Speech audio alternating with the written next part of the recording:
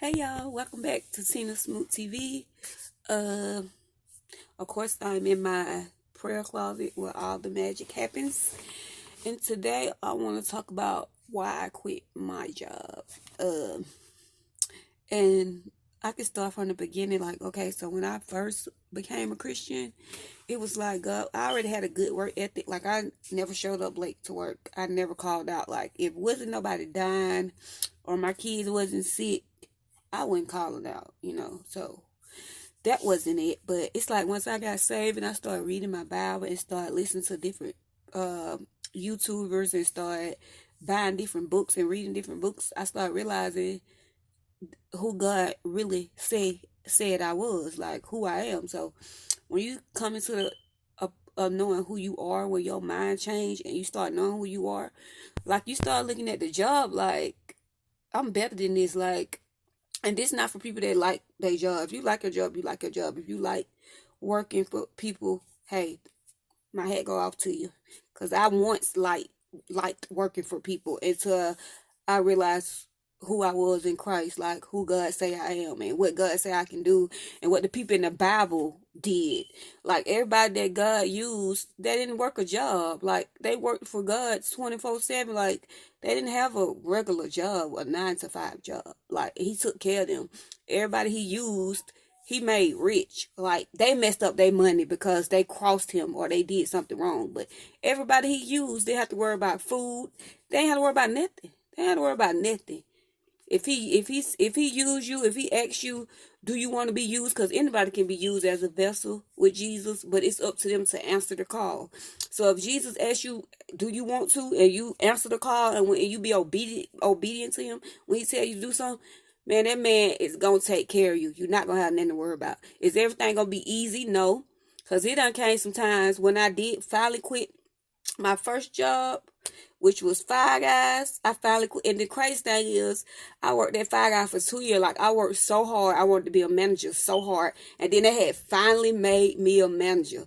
When they finally made me a manager, like, stuff just started going wrong. You know what I'm saying? Like, and God was telling me to leave the job. But I was like, I finally got what I wanted. I finally got my black shirt. Like, I've been working this hard. I've been on this job for 2 years. I've been working this hard to get this black shirt, and these people finally recognized me. These people finally gave me my black shirt. Get the black shirt, and God telling me to quit. So that's when I first started out. Like, I need to get my GED. I need to educate myself. I need to get my GED because I dropped out of school. I went to Dub, but I dropped out. Like, going to the 11th grade, I dropped out. I was bad. I was out of control. I went stunned of school. I dropped out. So I was like, I need to go back to school. I need to get my GED. So when I was leaving, they was kept asking me to stay, and I was like, no, I can't stay. Like, and they didn't understand the fact that I couldn't stay because God was calling me to do something else. And the crazy thing is, when I was a regular employee, I got promoted to a team leader, and I was getting more money as a regular employee than I was as a manager, because as a manager, I was getting paid for salary. But as a regular employee, I was getting paid by the hour. And I used to do so much overtime, and I used to do doubles. Like, my check was fatter than my check being a manager. Like, it was fatter just being an employee, because I was able to work however many hours I wanted to, because it's in the airport, so they always needed help. And I always did like overtime, triple time. So my check used to be huge. My check used to be more than the managers most sometimes. So that was another thing. So it was just like God told me leave. So I left Five Guys. So I'm like, God, what I'm gonna do? Like, I left Five Guys. And now that I think about it, he wasn't telling me to leave Five Guys to find another job. He was telling me to leave Five Guys to get in my calling. So I left Five Guys, and I ended up working at Popeyes. Oh, I hated that job. Like, no disrespect to Popeyes, but I did not like that job. I didn't like nothing about that job. Like, if I could think of something I liked about it, I'll tell you. But I can't think of nothing I liked about that job. Like, there was a whole struggle. Like, that was a whole struggle right there. But I tried to stay in it. And I'm like, God, I hate this job. I do not like this job. Like, I don't like being here. I don't like the people. Like, they energy just negative. They rude. I ain't never, like, when I worked at Five Guys, you couldn't talk to customers any kind of way. Like, them people would fire you. But Popeye was so unorganized. They talked to the customers any kind of way. Like, it was just so shocking to me that they was able to do that, and then they still was able to have their job that next day. Like, they was so, I'm ghetto, I'm from the hood, but I know how to turn it off. Like, them people at Popeyes do not know how to turn it off. Like, they just straight ghetto all the way around the board. I hated that job. So I was like, God, I don't like this job. Like, I hate this job. Like, and then one day he just told me, like, quit. Like, quit. You ain't got to be there. If you, every time I wanted to, that's how I know God was calling me to be my own boss. Because every time I would talk to him and pray to him and tell him about something I don't like, he'll be like, leave. Like, if you don't like something, if it makes you unhappy, if it's killing your peace, like, just leave it. Like, I got you. So I left that, and each time I left my job, my family like, you tripping. My youngest son told my mom, he was like, my mom, I think my mama going crazy. I think my mama losing her mind. When I left, that ain't funny, but it's funny now. It wasn't funny then, but when I left Popeyes, because I was like, I can't do this job. I do not like this job. Like, I didn't know how I was going to pay. I probably had 1 more month worth of rent. And when I worked there, like, I was paying my rent, but I was paying my rent late. Because Popeyes don't pay nothing. Only reason I got like $10 is because I got my certification. I got my food service certification. So that's why they had to give me $10 and not the little $8 that they give to other people. That's why they had to give me $10 because I got my certification. I got my certification from Five Guys. So I quit. I quit there. Then I got the same week I quit. The next day I had another job working for Global Concession. Now, I love Global Concession. I like the Global Concession. Like, I like that job. But this was the last job that I had, Global Concession. I like the Global Concession. Like, within 2 weeks being there, when they found out I had my certification, my food service certification, bam, they made me a manager within 2 weeks. Popeye didn't even want to make me a manager because the girls there, been there 15, 17, 18 years, and they just didn't want me to be, they ain't want nobody new, I guess. And I ain't want to be no manager there anyway, because I seen how they carried themselves in the situation I would have had to deal with as a manager. Like, a manager like me wouldn't survive there. Like, I've been done quit like I did. So I wouldn't stun that. I ain't care if they didn't make me no manager. That didn't bother me. But within 2 weeks working for Global Concession, boy, they gave me that purple shirt. Now, Global Concession paid good money now. Global Concession, I would get salary. Like, they don't mind promoting you. They don't mind. They don't mind. They're not perfect. Ain't no company perfect. But that's one of the best companies I have worked for, Global Concession. Five Guy was good. I like Five Guy. Five Guy taught me a lot about hard work, because Five Guy gonna work you to death. But Global Concession was like, out of those 3 jobs, in the airport, Global Concession was the best job. Like, them folk do not mind promoting you. If you got the right papers, them folk will, you want to be a manager, be them. You don't even need no high school diploma. All the jobs, if you want to work in the airport, all the jobs in the airport, you do not even need a diploma to be a manager now. You need your food service certification.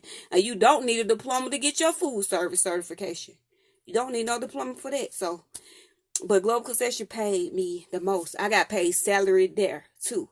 So I was like, ooh, when I used to see my checks, I was like, ooh, boy.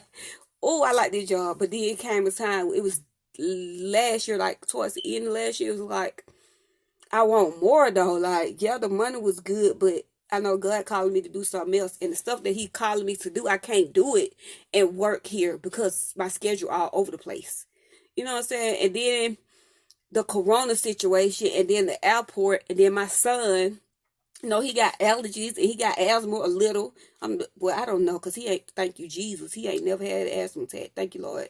Pray that he never do. But they say he got asthma. So I was thinking about that. So it was a lot of stuff that I had to think about, going out there, going in the airport every day, and then coming back home with my son. I don't know what I'm bringing home to my son, because in the airport, you're around all types of people. You don't get to pick and choose who you serve. Like, you serve people from all over the world, people that don't even speak no type of English, don't dress like us, don't look like us, like all kind of people. So that was one reason, and the main reason was I knew God was calling me to do something else. So now I'm just totally focused on my YouTube channel and my Jesus Feed the Hungry brand, where I go out every Monday and find a homeless person. I call it Breakfast with the Homeless Monday. I go out every Monday and find a homeless person to interview and talk to so they can have a voice, so they won't be forgot about. And that's what I do every Monday. So, and I got some other stuff cooking up. So I got me a life coach, Latoya Okia. But Latoya Okia is the bomb. Like, I like her. She cool. Like, she hood and ghetto just like me, but know how to turn it on and know how to turn it off. She a single mom just like me. She done been in bad relationships just like me. She know what it is to be down to your last dollar just like me. So that's why I chose her as my life coach mentor, to try to show me what to do and how to do it the right way. Because I got a lot of stuff that I want to do, but I want to make sure I do it the right way. I know I'm going to make mistakes, but I still need somebody to train me. Like, if you want to do something with your life other than work for other people, you're going to have to invest in yourself. You're going to have to spend some money on somebody that already there. Somebody that can tell you how to get there, because they doing it. They making money off of it. So you are a brand. Like, you can make money off yourself. It's something about you that you can use to make money. Like this man, Eric Thomas, he's a motivational speaker too. Eric Thomas was like, millionaires don't work, they think. And that's a true statement. Like, if you got a millionaire mindset, like, you ain't never got to clock in nowhere. Like, if you sit back and just take your time and just think, like, how can I make some money? How can I make some money? Like, even with my millionaire mindset, I even thought of a way to make money. I was trying to be a bootleg. For my people that don't know what a bootleg is, like, they sell liquor, cigarettes, blunts, so people don't have to walk to the store. And me being a Christian, I knew that I shouldn't have been doing that, but I thought, like, maybe I could do this, save the money that I need to save, and I could get something that I'm trying to buy, a building that I was trying to buy. I could save the money, I could get this building.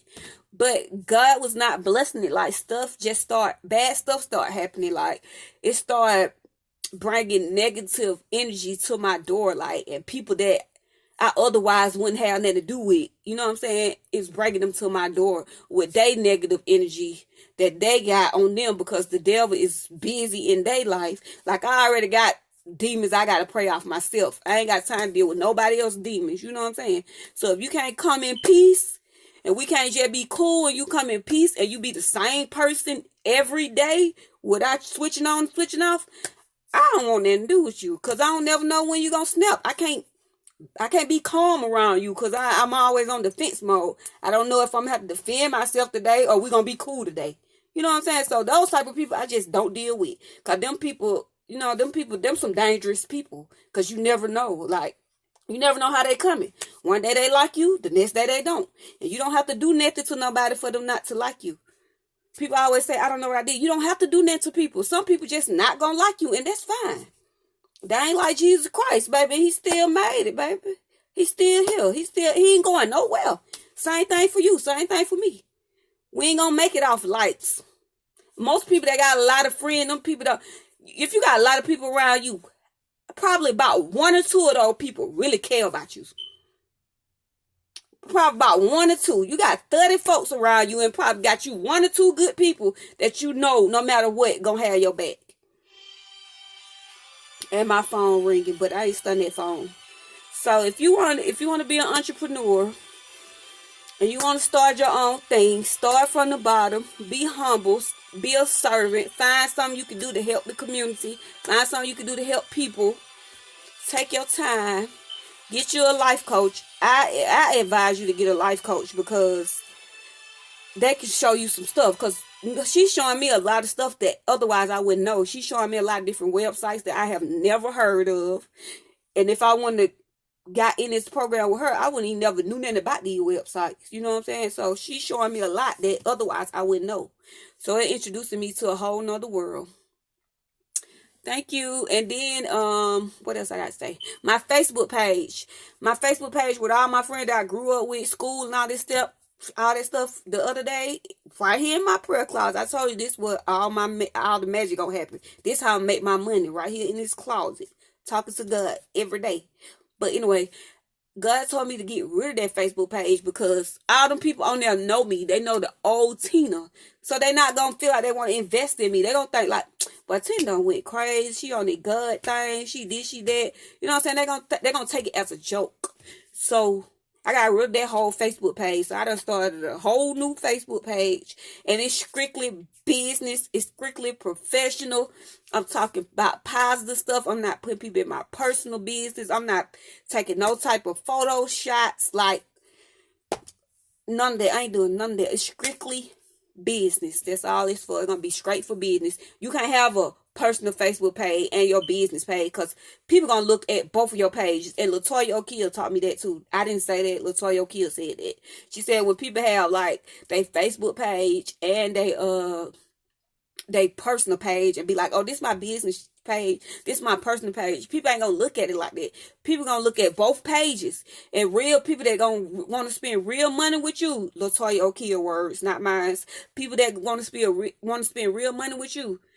If your page ratchet and you messy and you always into stuff, them people's not gonna spend no money with you.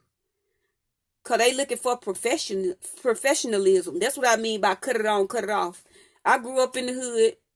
I'm ghetto, I'm down to earth, but I know how to turn it on and turn it off. Like, you know what I'm saying? You from where you from, but you know, when you around certain people, you know to turn it on. When you're around certain people, you know to turn it off. And then, as long as you can do that and just don't forget where you come from. Like, I never forget where I come from. I never forget my mistakes because they made me who I am. You know what I'm saying? So me selling the liquor stuff, like, that's why I stopped. I stopped doing that because God was like, I don't need the devil money for you to do what I need you to do for me.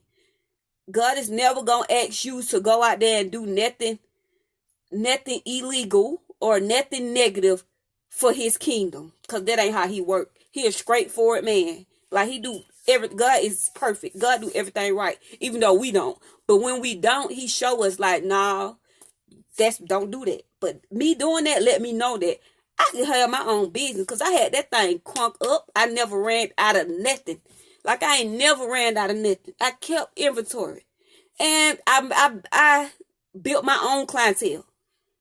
Every time I would walk my dog, I would tell people, you know, I got such, I got this, I got that. And that thing, you know, people started coming. But as soon as it started taking off, there was God was like, I ain't tell you to do that. Did I tell you to go buy liquor, cigarettes, and beer blunts and go sell it? I ain't told you to do that. I'm not going to bless that. Yeah, you're going to make your money, but it's going to be a lot come with it. People want to borrow, don't want to pay. Going to be a lot come with it. People want to try you because you're a female, you stay by yourself. People want to flirt with you and want to get all kind of stuff. Like, it was just too much going on. People borrow this and say, I'm pay you this day, and then you don't see them for about 2 weeks. Just so much. And when you out there in that lifestyle and you living that type of lifestyle, them type of people that you're going to have to deal with.